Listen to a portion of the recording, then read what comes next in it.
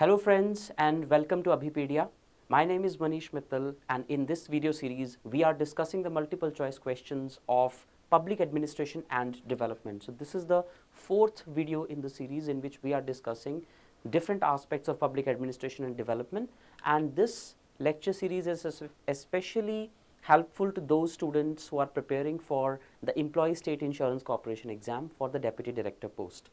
In that there is an area that is mentioned by UPSC, and that is public administration and development, and we are trying to touch different areas of public administration and development.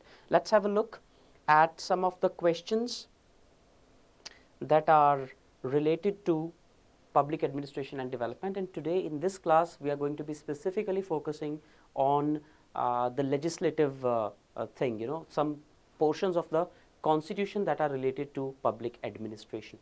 So the first question is the question asked orally after the question hour in the house. So in any house, once the question hour is complete, the question asked orally is known as number 1 supplementary question, B short notice question, C starred question, or D unstarred question. So which of these is the correct answer? Basically, a supplementary question is a question which is as a supplement to the actual question. So say if I ask you a question, you answer it to me. You means minister. You answer it to me. Then I ask a supplementary question based on your answer. That is a supplementary question. So supplementary question is not the answer. Then short notice question is that question for which a short notice is given. So again, not relevant here. Now starred and unstarred question. Starred questions are those whose answers are given orally. So C is your correct answer. Unstarred question on the other hand is that whose answer is given in writing, in a written form. Sometimes the facts may be too complicated and sophisticated that an oral answer is not feasible. That's why there are unstarred questions as well. So the answer is C, starred questions. So starred questions are those whose answers are given orally. Question number 2, the economy cut motion. Economy cut motion seeks to reduce the proposed expenditure of a demand for grant by what? Whenever a budget is introduced in a house, there are different cut motions applied on it to reduce the grant that is being sanctioned for a particular head. So if an economy cut motion is introduced, what does it seek? Does it reduce the grant by 100 rupees or by 1 rupee or by a specified amount or by an unspecified amount? There are different cut motions for all of these. Basically economy cut as the name itself is suggestive. Economy cut का मतलब होता है कि आपको किसी grant को economical बनाना है. तो अगर ऑपोजिशन मेंबर्स को ये लग रहा है कि अंडर अ पर्टिकुलर हेड बहुत ही ज़्यादा जो ग्रांट है वो मांग ली गई है, तो उसके लिए इकोनॉमी कट मोशन इशू किया जाता है ताकि एक स्पेसिफाइड अमाउंट कम की जा सके. So to reduce a specified amount the economy cut motion is issued. Token cut motion होता है जिसमें 1 रुपी या फिर 100 रुपीज़ कम किए जाते हैं. It's just symbolic in nature.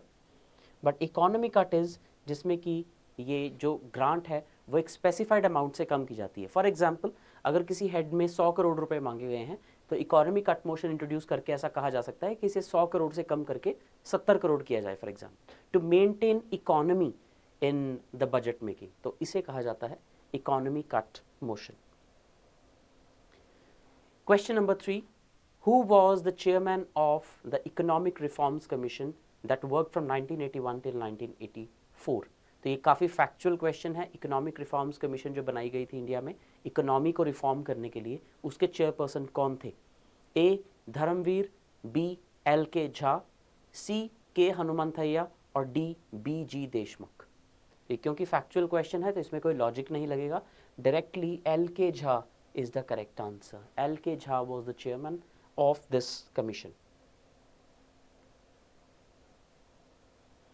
Question number 4, in which year was the decision of separating accounting function from the audit function taken by the central government for its financial administration? देखिए जो C&AG है, controller and auditor general, वो पहले 2 functions perform करता था, controller of accounts as well and audit function as well. दोनों फंक्शंस जो थे they were performed by the controller and auditor general. But in the year 1976 these functions were separated. Now the controller and auditor general only does the audit function, और जो accountancy का function है वो अलग से principal accountant general होता है. So in which year was accounting separated from auditing? It was the year 1976. So now जो CAG होता है वो सिर्फ auditing का काम देखता है. Question number 5. In which recruitment, so now this is something related to personnel administration, which is of course a part of public administration and development. In which recruitment in a system for higher position is open to all the qualified candidates who may wish to apply is known as. ऐसी recruitment type जिसमें एक post जो है ये एक particular designation सारे eligible candidates के लिए ओपन कर दी जाती है जो उस पर्टिकुलर जॉब के लिए क्वालिफाइड हैं और वो ओपन कंपटीशन में आ सकते हैं. तो उसे हम क्या कहते हैं? A direct recruitment, B recruitment by promotion, C ordinary recruitment और D passive recruitment.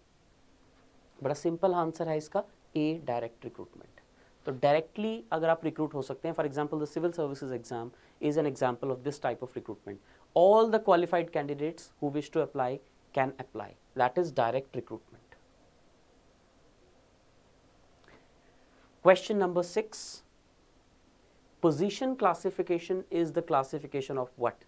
So in personnel administration there are different types of classifications. There is position classification, there is rank classification. तो position classification में किस चीज़ की classification की जाती है? Is it the classification on the basis of salaries, on the basis of duties, on the basis of departments or on the basis of personal status of the incumbents? देखिए personal status of the incumbent तो किसी भी scenario में relevant नहीं है, इस base पे कभी भी क्लासिफिकेशन नहीं होती है. So this is totally out of the equation. बाकी तीनों बेसिस पे क्लासिफिकेशन होती है. जो डिपार्टमेंटल बेस पे क्लासिफिकेशन होती है that is departmental classification. So again not the answer. Salaries के बेस पे जो क्लासिफिकेशन होती है that is rank classification. So again not the answer. It is when duties are classified that this person has this duty, this responsibility, that is known as position classification. So B, duties is your correct answer. Question number 7. A new all India service can be created by what? जो civil services हैं उसमें basically 3 तरह की services आती हैं. एक होती हैं आपकी सेंट्रल सर्विसेज, एक होती हैं स्टेट सर्विसेज और एक होती हैं ऑल इंडिया सर्विसेज. इनमें जो मेजर क्राइटेरिया रहता है that is on the basis of recruitment and service. तो जो सेंट्रल सर्विसेज होती हैं इन्हें रिक्रूट भी सेंटर करता है और ये सर्व भी सेंट्रल गवर्नमेंट डिपार्टमेंट्स को ही करते हैं. जैसे कि Indian foreign service, Indian foreign service जो है इसे रिक्रूट भी सेंटर गवर्नमेंट करती है यूपीएससी के थ्रू और ये सर्व भी सेंटर गवर्नमेंट को ही करते हैं बिकॉज फॉरेन डिपार्टमेंट तो जो है वो स्टेट्स में होता ही नहीं है. Second is your state service. State service को रिक्रूट स्टेट करती है through state public service commission and they also serve in the state.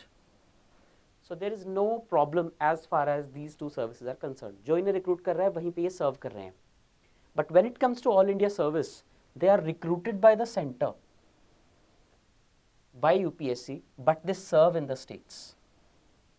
अब ऐसा स्ट्रक्चर क्यों रखा गया है? ऑल इंडिया सर्विस में कुल 3 सर्विसेज आती हैं, Indian administrative service, Indian police service और Indian forest service. There F stands for forest not foreign, forest. तो ये 3 ही सर्विसेज हैं जो ऑल इंडिया सर्विसेज हैं, यानी कि इनकी रिक्रूटमेंट यूपीएससी करती है लेकिन ये जाके सर्व करते हैं स्टेट्स को. Now what is the reason for such thing?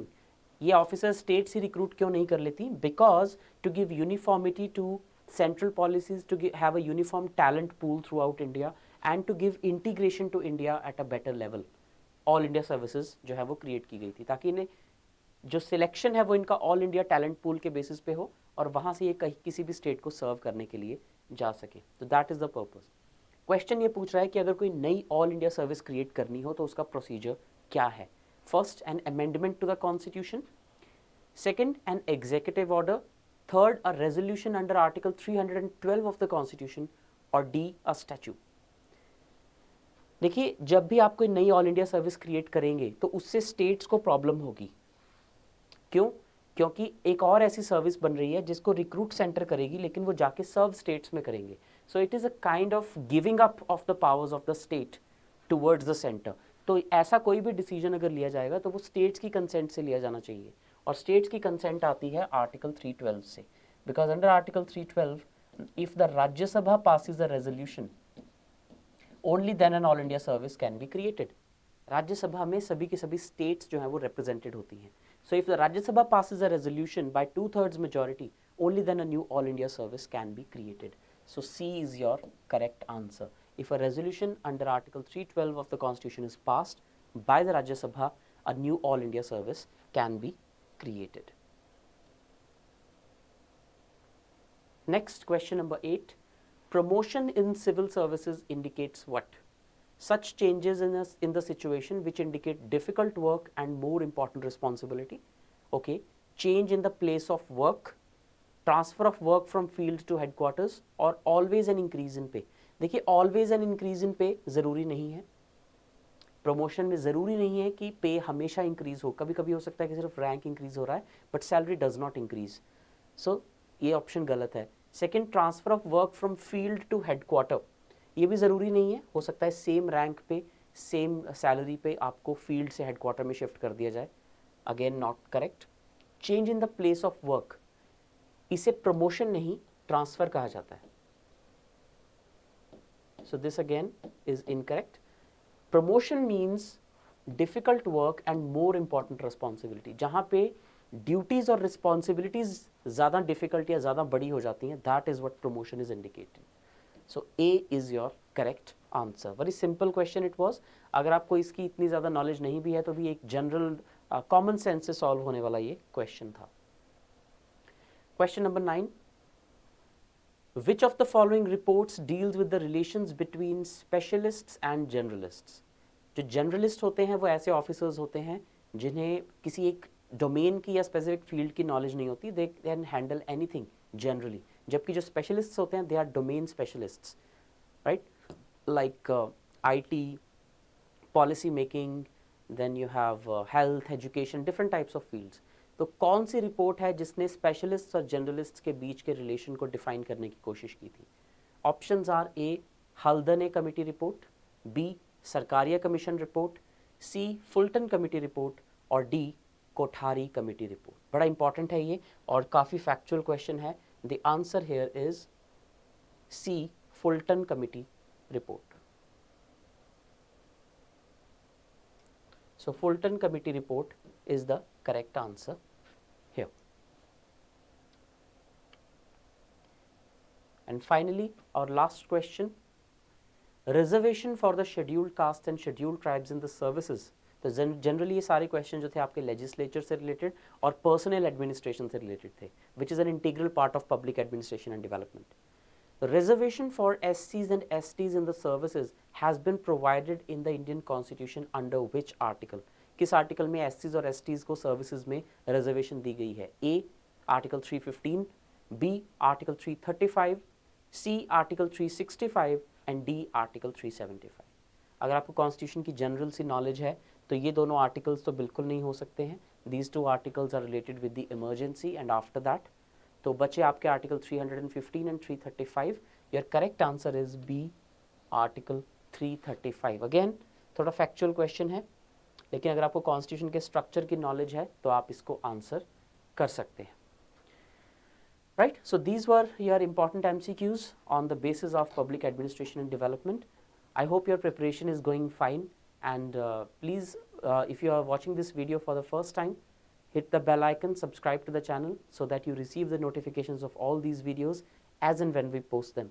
And also do not forget to watch the other videos of public administration and development and other subjects which are relevant for your exam. That is all for this video. Thank you so much and all the best.